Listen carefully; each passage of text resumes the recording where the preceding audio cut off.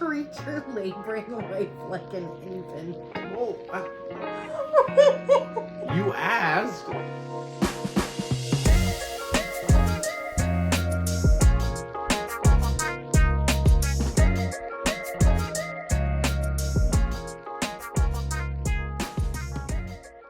Today I am joined by the wonderful, the one and only, my husband, Ben. Can you say hi, Ben?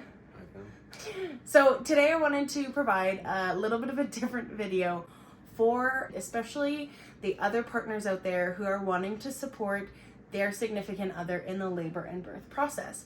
So I thought, what could be better than bringing on my primary support through both of my labors, of course, my husband.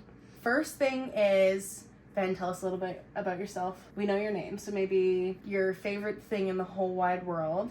Lord of the Rings. Lord of the Rings. Yeah. I also like coffee. You like coffee? Yeah. Coffee's good. Coffee is good. Okay, so I guess we've had 2 kids now, and you've been at both. Yep. And the first one, I like to call it my failed home birth. Yes. So we tried for a home birth. Yes. I was super cocky. Yes. Very cocky. Normally.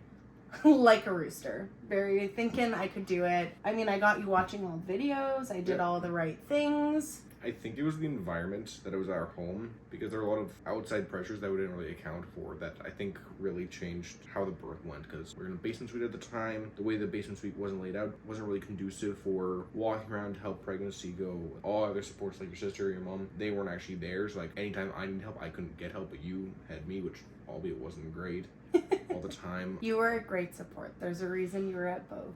But yeah, I think you could have definitely used way more support in that first birth. So, and like, not to mention, it was really dark in our house. All the lights were off, which I know like that helps things happen when it's already like kind of weighing on you when you're tired and then it's dark and you're like, oh my gosh, I'm exhausted. Things started like spiral, shit kept hitting the fan, and things just weren't happening well. And by that point, we were kind of getting scared and like I didn't know what to do. Like, and then okay, so the hospital transfer sucked. The car ride was the worst. What was the experience of getting to the hospital? I was terrified because right away they cart you away, and of course we didn't plan for that. And one thing that people have said is like, even if this is your plan register at a hospital just so like if you do have to transfer in, you can, and you know how to do that. But we didn't do that. I had to sit down, get Alex's information, my information, everything that was happening while Alex is in the birthing suite. And once that was done, I hauled everything up. Luckily, I got there in time. Yeah. It took like, what, 20, 30 minutes for you? 25 minutes. 25 minutes for you to give birth to Will. And then, like, he wasn't responding, so they had to salt pepper him, resuscitate him, everything. Off to the NICU. Off to the NICU, yep. And then I was off in the NICU, and I was with you. And of course, like, given the time, that was like... November of 2021. Peak Corona, everything. Where, with August, we had your mom there as well, and she was with you the entire time, and with me. And so if someone else was there, could have stayed with you, giving you support, and I could have gone with Will. Did you feel like you were torn? Yes. Like when they were moving Will away? Initially, because I wanted to stay with you. Yeah. But then, like, right away, you told me to go with Will, and I was like, yes, that's... Which was nice. I got to do skin on skin with him. For a first-time dad, like, that was your first-time experience. Yeah. So, obviously, like, your experience with our second birth was very different.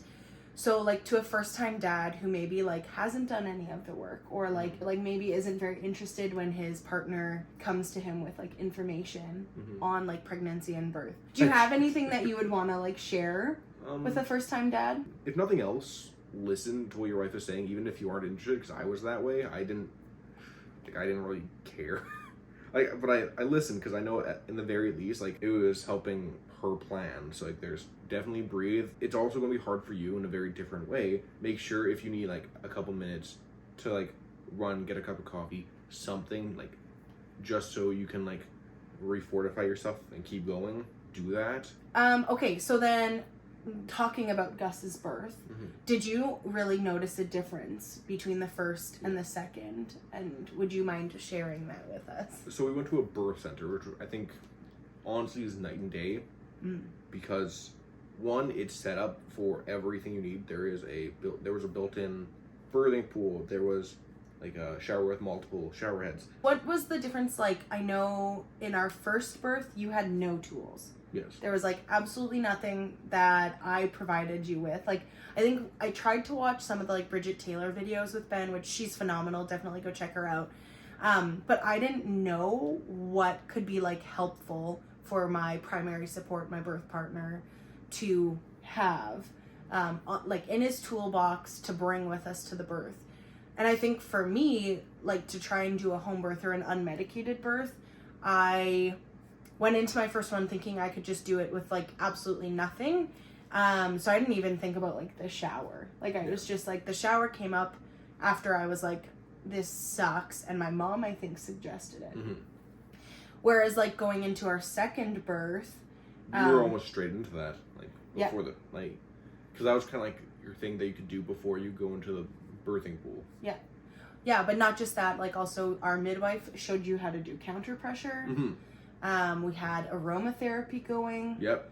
We had like lots of movement. Ben was constantly helping me sway. He was like right in my face, reminding me. Mm-hmm. Like I feel like that was a huge difference I noticed, and I want you to maybe like speak into that. Was like in our first birth, I feel like you just had no idea what to do. You were kind of hoping that someone else would like step in and maybe help. It wasn't even that, like the direction that birth took was very different, because like for a large part of your water's broken, which I think then we just laid on the bed. We weren't told to walk. We weren't told to. You're right. I was. But even still, a lot of this was either you directed or our midwife Misty was directing things. Yeah. Because like I wasn't exactly in a place to tell you what to do. Yeah. No, of course. But it was directed in such a different way that made it a lot easier for those things. Focusing on those moments. But did you feel like because Misty especially was like, try counter pressure, get in her face. Breathe with her, move with her, don't leave her alone. Like, because Misty was there, who was our midwife, she's an amazing midwife. Do you think that, like, because you had someone saying, like, giving you options of things to do? Oh, absolutely. Like, because in the moment, specifically me with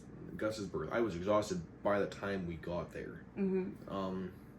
So, like, having someone who knows it better than I did telling me what to do, that really helped. Like, if you don't have a midwife like Misty, like, write things out that you can plan to do, hire a doula, have those things. So in those moments where you're so overwhelmed with emotion, you can just kind of focus in, or have someone focus in for you. That's what I would say in hindsight. Sleep. It's very emotionally taxing. So like when you can, especially like in early labor where like, yes, things are picking up, but like you might not necessarily be needed, sleep. Yeah. Sleep as long as you can. Coffee, caffeine, like whatever keeps you going. Like food, pack Gatorade. Pack Gatorade for both of you. Yeah. Because like this is when you like pull out your notebook, because he's writing your hospital or like birth center list for you right now. Yeah, and like take breaks. I often, like my in-person clients here in Edmonton, I'll often tell their partners, whether that's their husband or their mom or whoever is like their primary support, that like you are laboring together. Like just because like mom is the one actually going through contractions and going to be the one pushing out a baby doesn't mean that she's doing it alone. And like if you feel like you are like taxed and like working hard, then you know you're doing the right thing as a partner. And like as a doula, I obviously like always tell dads especially to like get in mom's face, give her love, unless she says like back off. But do you feel like you felt a difference in that with like Gus's birth versus Will's? Absolutely. The environment definitely changed that. Like the circumstances so much. There was like, it was completely night and day, honestly. Yeah. So for partners out there, specifically I want to talk to dads. What is one thing that you would tell them to like do, prepare for, or like do in labor to make life easier for mom? Affirmations, that really worked. Treat her like essentially an infant. Like yeah. She's like going to need help walking. She's going to need you to like say, good job, you're doing great. Yeah, like treat her like you treat like a 9-month-old, like a 1-year-old. Like really, it sounds demeaning. It's not. Or a princess. That yeah, exactly. That's another really good one. Treat your laboring wife like an infant. Whoa. You asked. That was my answer. Oh my gosh. In case you can't tell, he works night shift. So he's very tired. I'm getting him to do this after he woke up. No, I like that. I think that's good. I mean, I prefer princess. Treat her like a princess. Walk her around. get her all the things, be there by her side, fangirl over her.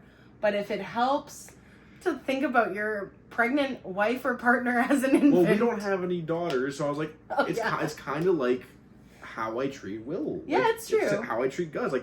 Like, oh, you need some water. Okay. Here's some water, honey. Yeah. No, like, oh, you're hungry. Food. Okay, like Gus can't walk yet, so like Yeah. I'm holding him up. Like I know, I'm just bugging you, babe. Like, It's okay. yeah. We don't have any daughters yet. That So, works. Yeah. Last question, I promise. Sure. For moms whose primary partner, specifically, let's say, boyfriend or, husband or like baby daddy, Mhm. who doesn't want to be in the birth space, or maybe is like, just doesn't care. What's one thing that you'd tell those moms? Definitely find your support, like, because if you won't have the support with them, like, there's no point in having to tear yourself between two things. Like, why isn't this person helping me, and like dreading that, and then I'm also giving birth to a baby. So like, find, if that be your mother, your friend, your sister, anyone else who can help you, do that. Like, go to them. Like, find that network of people. Yeah, I think that's a really good point, because like when you're vulnerable in the birth space, you want people who are going to raise you up. Mhm. And if your partner isn't going to do that, like, you can try while you're pregnant. I think, like, Yeah. definitely try and have those conversations. But I think that's a really good point, that if they just have no desire, don't push something that's not going to happen. Put your energy into finding the support that's going to be there and love you in that vulnerable space. See, I would have never thought that. That was good. Thank you. That was really good. I love you. Love you too. So that's a wrap on today's video. It was a little all over the place, but that's kind of how we work. I really hope that you enjoyed this video. If you did, make sure to give it a thumbs up and hit that little notification bell and subscribe to my channel. I try and put out a video every Wednesday, and I will get more consistent. And if you want to see more of this guy, let me know in the comments. Thanks so much, and have a great day. See you next time. Bye.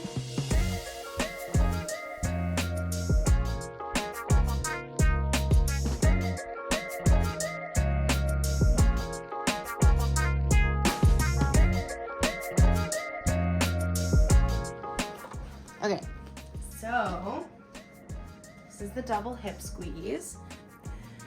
You're gonna find their hips. You're gonna come into a W. So you're gonna kind of follow the pelvis down, and then you're going to make a little leaf shape on that lower back, and that's where you're gonna go wide and squeeze.